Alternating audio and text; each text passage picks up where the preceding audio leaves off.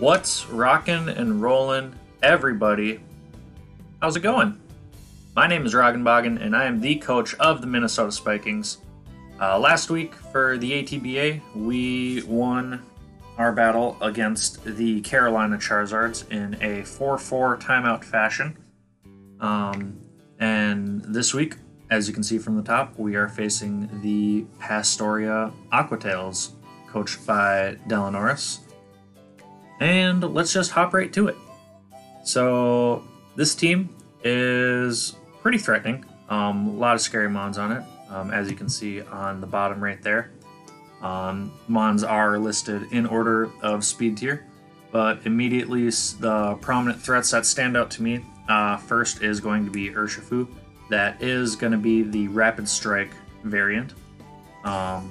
Just very powerful with those always critting multi-hit rapid strikes, and just fighting really good coverage overall. A banded variant can two-shot our entire team with the right coverage. Scarfed could also be scary, give some really good pivot option with U-turn, could be bulk up, life orb, whatever. This thing is always scary and should not be slept on. Other things that immediately stand out to me, Rotom is definitely a mon of issue, especially getting the Nasty Plot this gen makes up for a very scary setup sweeper. Given our team composition, I do kind of expect him to bring more of like a defensive or a utility variant, whether to throw some burns out or throw some willows on our physical mons, or get some pairs off with Thunderwave. Very good pivot as well with that Volt Switch option, so definitely something we got to be on the lookout for. And then the other big threat on his team is going to be that Hail Core. Ninetales in itself isn't too terribly scary for our team. Setting up that Aurora Veil is going to be fairly annoying to deal with, and then having that Freeze Dry option to better handle our Seismitoad as well is something we gotta keep in mind. But the bigger threat of the Hail Core is going to be that Sand Slash. Just super powerful mon. It is capable of running in Adamant nature and under Hail, outspeeding our entire team.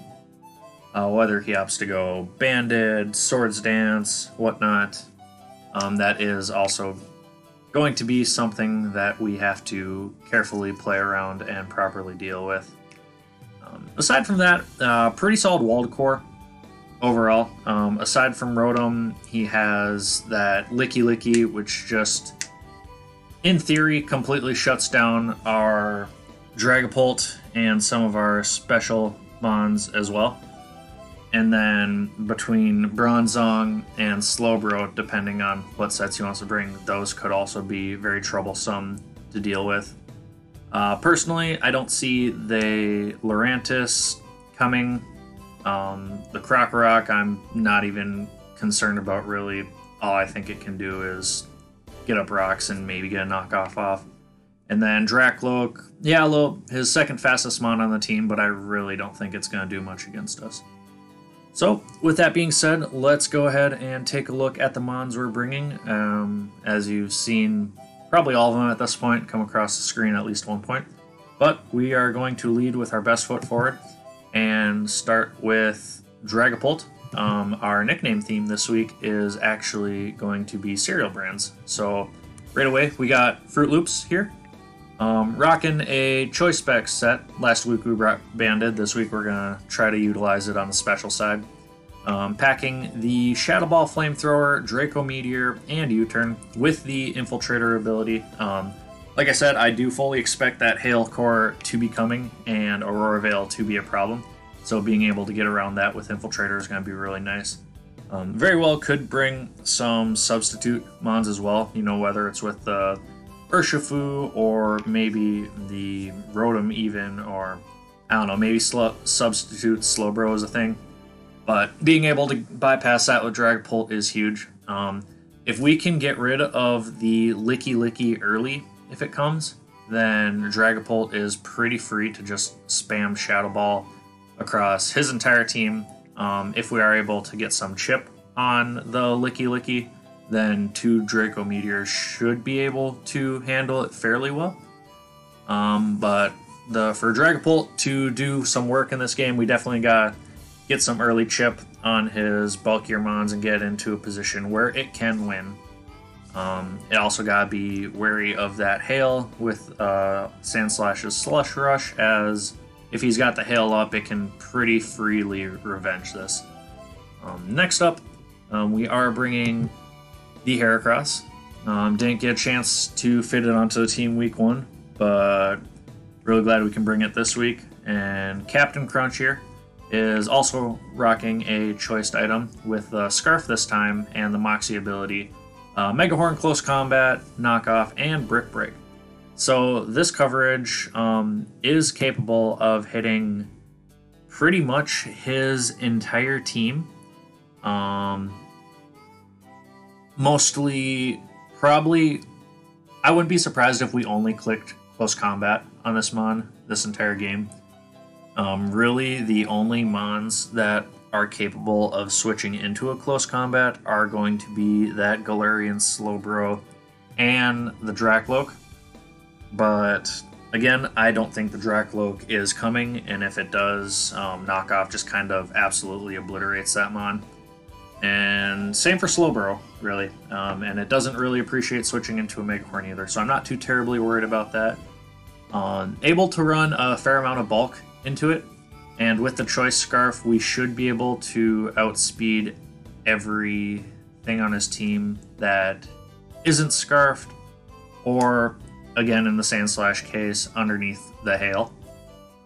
With the Moxie boost, if we can get a +1 onto it, Close Combat is going to be doing a fierce amount of damage, and very few mons can actually survive that with the adamant nature and a +1. So, fingers crossed. I'm hoping that we can get Heracross into kind of a solid position in the mid or late game and just clean up. Compared to our match last week, I am going to be trying to pick our moves a lot quicker and hopefully make sure timer isn't as much of a factor. With that Licky Licky being there and being able to kind of sit on the field, do Wish Protection shenanigans and whatnot, this could end up being a longer game that could come down to timer, so I really want to get ahead in the kill count early so we don't have to worry about that. Next up with that, we do have Fruity Pebbles here, our Espeon. Similar to kind of our thought process with Dragapult and Heracross, being able to maybe clean up the late game. Espeon here is also going to be a Calm Mind variant. Psychic hits a lot of mons on his team fairly hard, and the mons that it doesn't hit, we have Shadow Ball for, which should be able to take care of. The only mon that this set kind of struggles with is going to be that Krokorok, but again, I really don't think that's going to be coming. Max speed on it to guarantee that we outspeed that Ninetales, and if we are set up, we should be able to do some solid damage with it with Psychic before it does get that Aurora Veil set up. Do have a decent amount of defense in it, just so if we are at full health, we aren't as easily revenged by, let's say, a Scarfed Urshifu or that Sandslash. So pretty straightforward. I'm pretty comfortable, especially if he doesn't have Dragon Tail on the Licky Licky, that Espeon can just kind of set up on several mons on his team and honestly, hopefully, just outright sweep him and clean up. But so those are our first 3 mons. That's going to consist of the offense on our team. Our last 3 mons here, as you've probably seen them across the screen by now, are going to be more defensive mons and checks.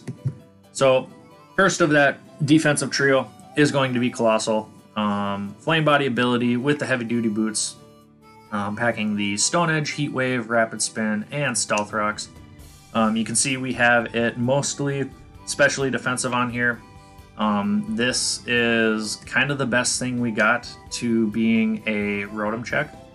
Looking at the team preview, again, I do think he is going to be more of a utility-based Rotom. So while Colossal isn't the best Volt Switch check,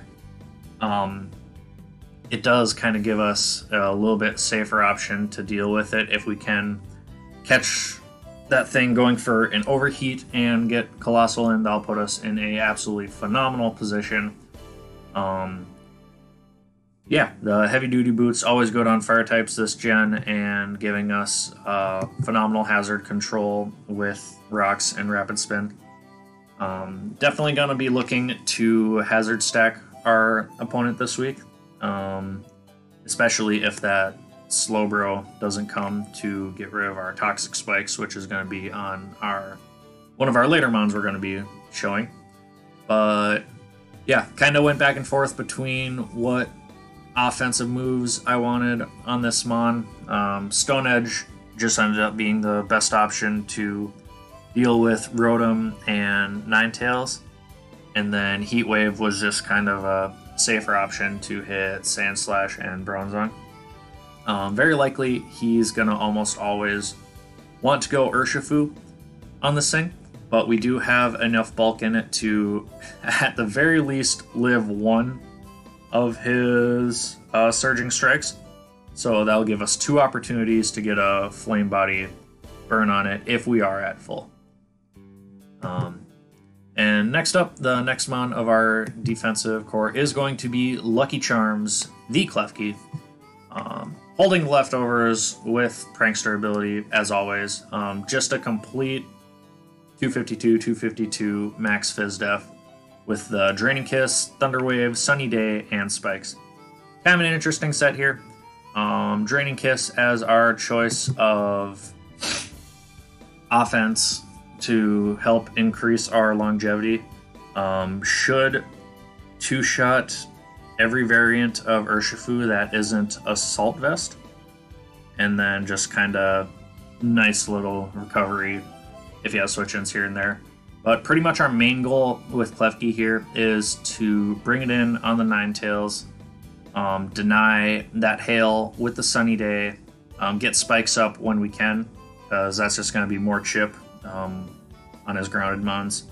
And then Thunder Wave to slow down if he does have like a Scarfed Urshifu, or if we can get a T-Wave off on the Sandslash and kind of midgetate its Slush Rush.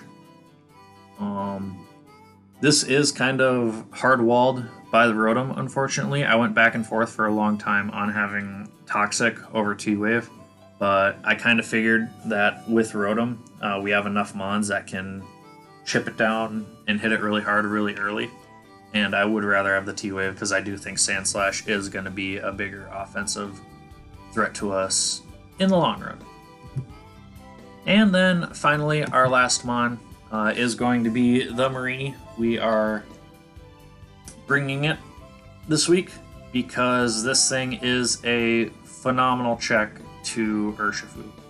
As long as he doesn't have Thunder Punch, and I think it actually has to be Banded or Life Orb Thunder Punch, we can take any 2 hits from that thing, allowing us to, freely get up Toxic Spikes and spread poison on his grounded mons. We can honestly just sit there and recover, kind of stall it off, or, if he is Banded or if he is Scarfed, whatever item he ends up deciding being on it, we can knock it off. And then he really doesn't have, he has a decent amount of mons he can switch in on this to kind of capitalize on it. If he just wants to go Bronzong to get up his own rocks, if he wants to go Licky to kind of wish pass into things, whatnot. We do have that knockoff option to, at the very least, get rid of his items. So, a little nervous about this matchup overall. I think he's absolutely going to expect Dragapult and Heracross, as well as probably the Klefki. I do think our opponent's also gonna overprep slightly for Seismitoad, as it does have a fairly good matchup against it. And they might be expecting Raichu as well, just for Volt Switch shenanigans and whatnot. So kind of trying to counter-team his counter-team in a sense this week. Hoping things work out. I do expect the early game to be kind of a bit more slow-moving, just kind of us getting up our hazards and whatnot, and then hopefully in the mid to late game we can kind of get things rolling a little more with Espeon, Heracross, or Dragapult. But that's going to be it for our Week 2 Team Builder. Hopefully we can get a win and actually get a little more commanding of a win that doesn't result in timer this week. And yeah, be on the lookout for that battle in the next couple days. And that's all we got for now. As always, keep on rocking. My name is Rogan, and I am rolling.